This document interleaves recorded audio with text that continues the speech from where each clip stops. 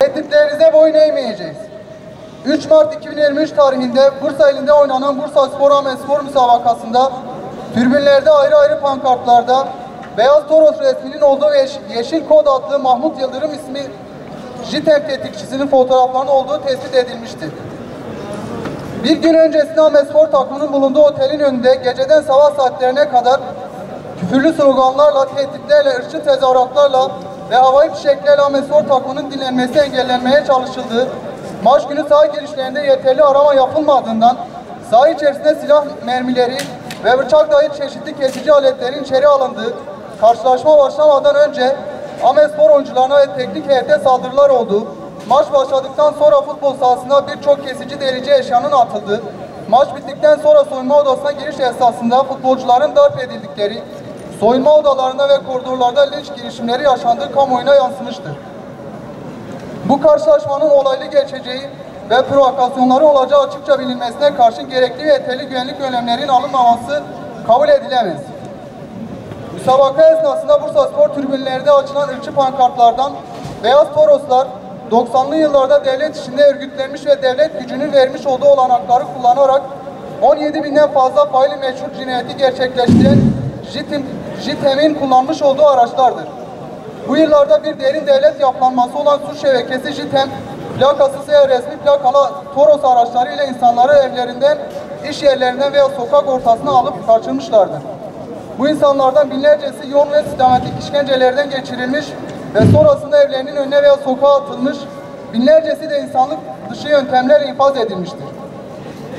Unutulmamalıdır ki daha önce Şırnak, Diyarbakır ve çevre illerde asit kuyularından faili meçhul insan kemikleri çıkmış ve bu insanlık tarihinde bir utanç olarak kayıt altına alınmıştır.